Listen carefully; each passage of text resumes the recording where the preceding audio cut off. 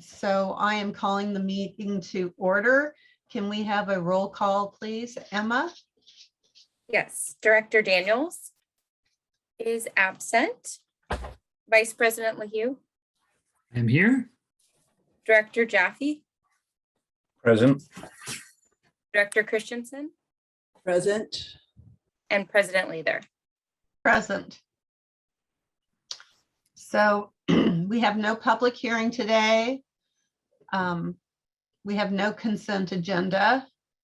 So we are at oral communications, which is item 4. Do we have any members of the public that are interested in speaking? Yes, I believe so. We have a raised hand. Call-in user number 1, your mic is available. You can use *6 to unmute. Hello, this is Marilyn Garrett. Can you hear me? Yes. Okay. Excuse me. I have a comment. This is public comment, right? Or oral communication? Yes. Correct. Okay. I'm going to read a little quote from Rachel Carson here, who wrote the book Silent Spring in 1962. The road we have long been traveling is deceptively easy, a smooth superhighway on which we progress with great speed, but at its end lies disaster. And just briefly, I was a public school teacher for 30 years, working to have safe and healthy learning and working environment. Most recently, I taught over 20 years ago in Watsonville, next to fields of pesticides. Rachel Carson's book was about DDT and the hazards of pesticides, and I feel like there's parallel here with what Soquel Creek Water District is doing, traveling along at super highway speed, and at the end lies disaster with this so-called pure water project. I understand you've changed your procedures and have added treatment sites that have many hazardous chemicals. And since I've had this background and have tremors from working by fields of pesticide chemical exposure, I'm very aware of the problems. So with these treatment sites with what are 10,000, 15,000 storage tanks, transportation, near 3 schools, this is really a potential disaster.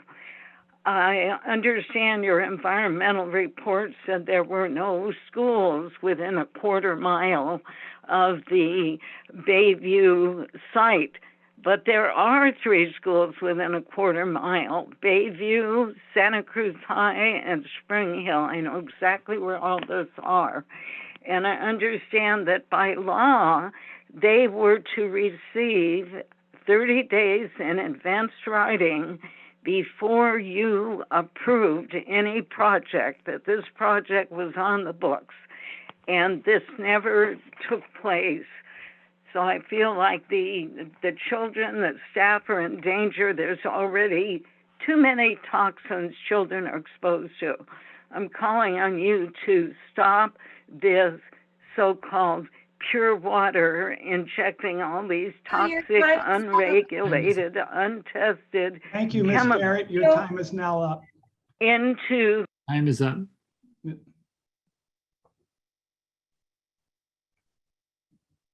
Are there any other comments?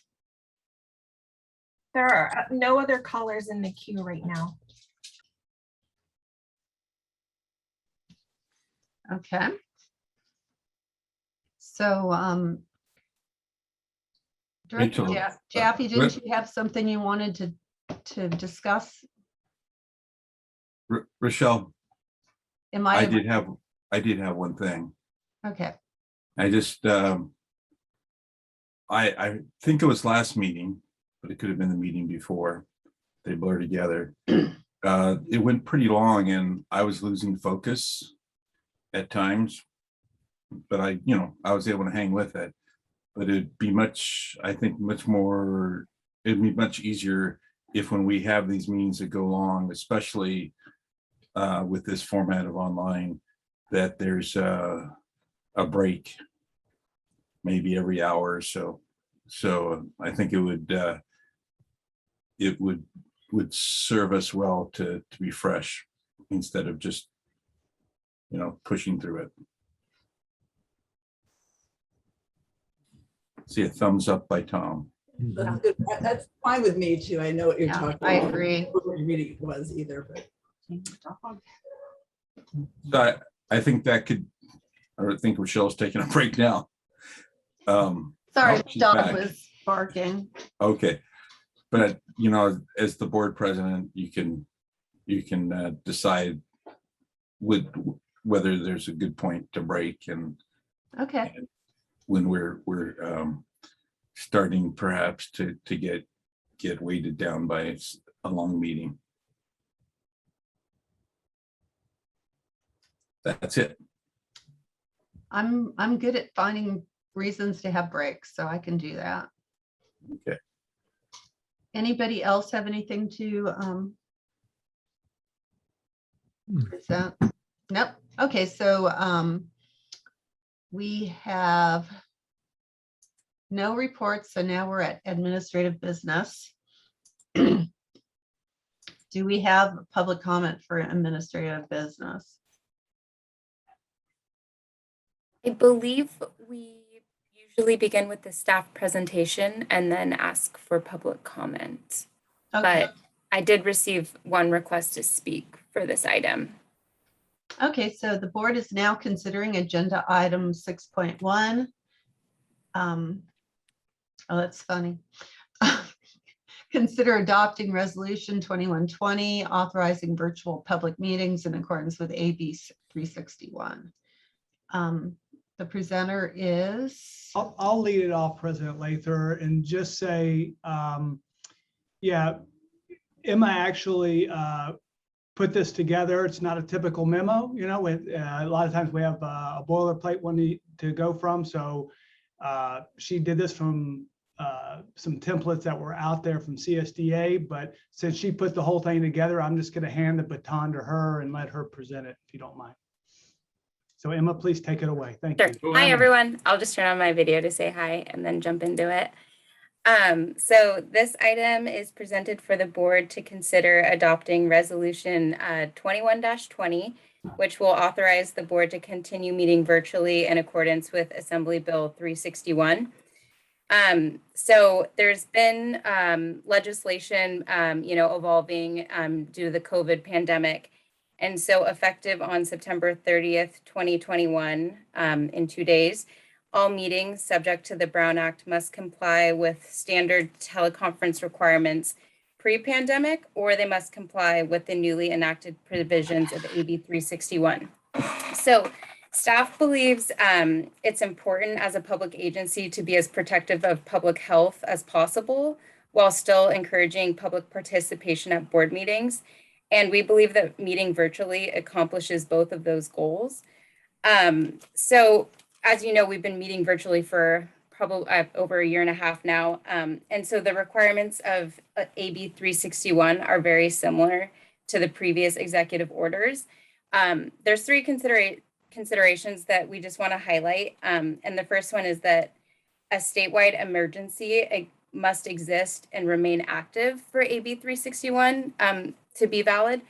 And then number two is that a resolution adopted would permit meeting for a maximum of 30 days.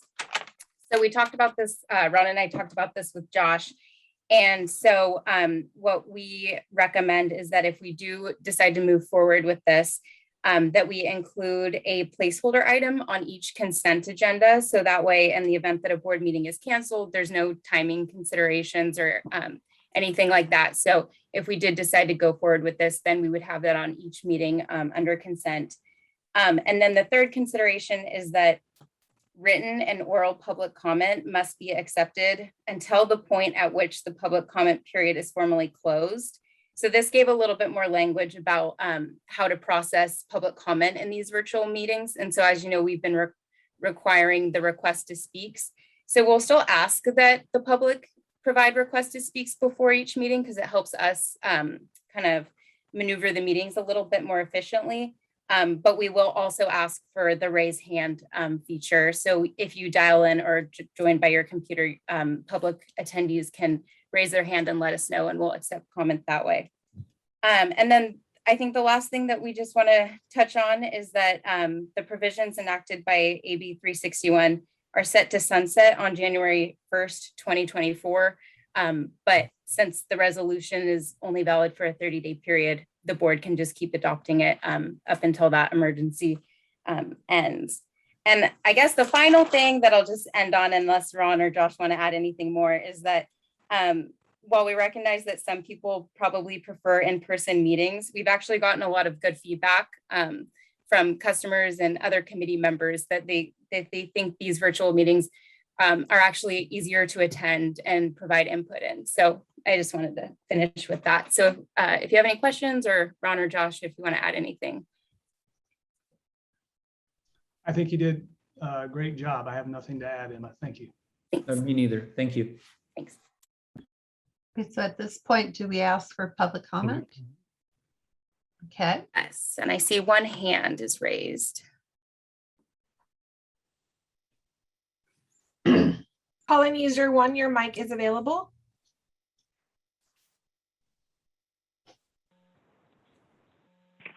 Hi, this is Marilyn Garrett again, and I think in-person meetings are essential to a democracy. At the Board of Supervisors, they're presently doing hybrid meetings where people can come in person or call in, so that's a possibility. And I just feel like the public is being more and more excluded from decision making by all this remote stuff. And I want to read just a little bit on this topic here. The very internet companies, and boy, are they making money with this and Zoom, the very internet companies that snookered us all with the promise of democratizing communications have created a world where it has become impermissible to speak ill of official pronouncements and practically a crime to criticize pharmaceutical products. The same tech, data, and telecom robber barons now gorging themselves on the corpses of our obliterated middle class are rapidly transforming America's once proud democracy into a censorship and surveillance police state over which they have profit at every turn. I am reading from the foreword to a book called The Truth About COVID-19. The book is by Dr. Joseph Mercola. The foreword is by Robert F. Kennedy, Jr., who is an environmental attorney. Predictably, I'll continue. Our other constitutional... your time is up.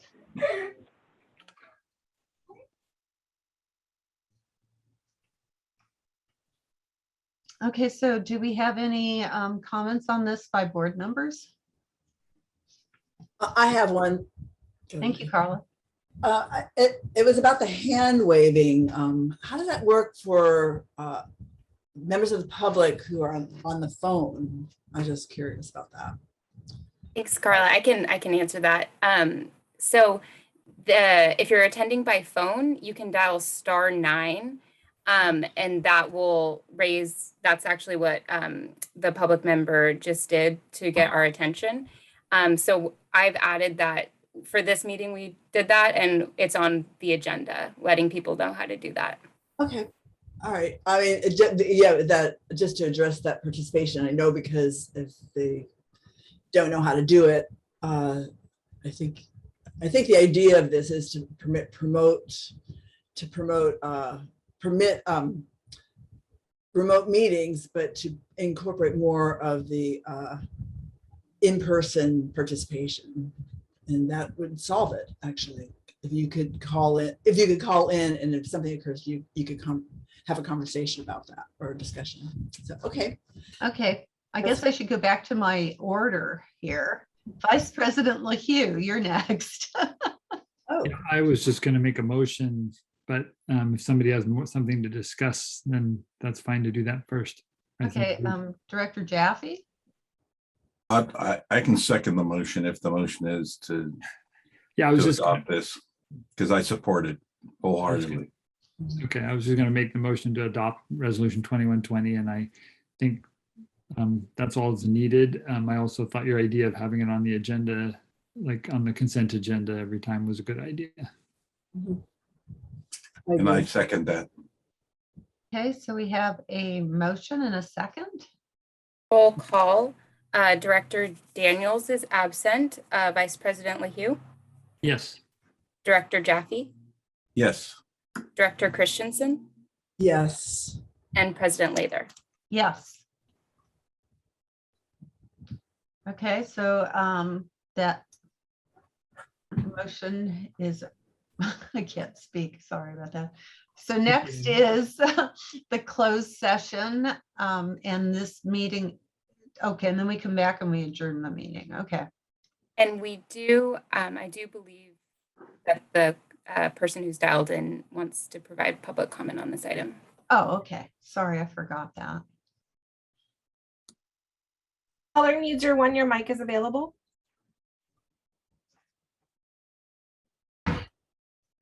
Hi, this is Marilyn Garrett again. What we seem to have here on the part of Soquel Creek Water District is a SLAP lawsuit, which stands for Strategic Lawsuit Against Public Participation, against Becky Steinbrunner, who has brought at her own cost lawsuits trying to stop this disastrous so-called pure water system. And the money Soquel Creek Water District is spending and the ratepayers are paying for a toxic, horrific injecting poisons into the aquifer.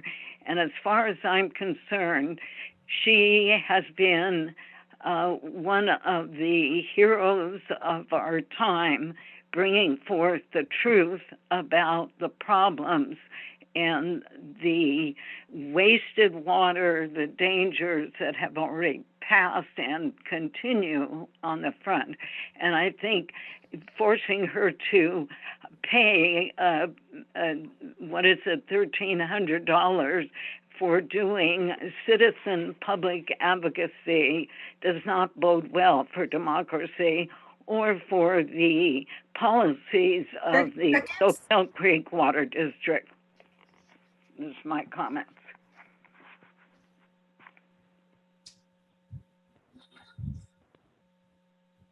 Okay, that is the end. And so now I will close the meeting and go to closed session. And then we will come back after closed session, Yes. and that's going to be at 7 o'clock or so. Yes, and I would look to guidance to legal counsel. Josh, is that just that we can have Emma, she'll be sitting in an open session. Can we just inform her and she can report out, or does everybody need to go back? I believe that Josh has jumped off the line, Ron, but if you want to ask him in closed session, We'll figure I'll that be out. waiting here. But we will definitely report out to the public the appropriate way, whether that's Emma who's staying on the line or whether everybody returns, and we'll discover that in closed session. You know Mike Sampson? Yeah. Okay, so we'll see you in closed session, and Emma will keep the line in the public session open. I forget what he was asking about. He's trying to.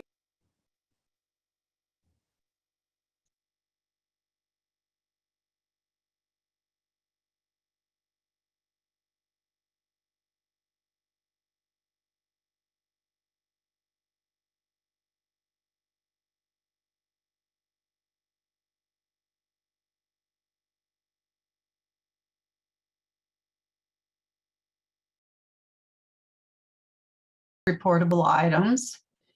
Are there any questions? I don't think so, right? See you in a week. Okay, so now I can adjourn the meeting. Yay! Well Thank you. done. Okay. Just in time for my TV show, huh?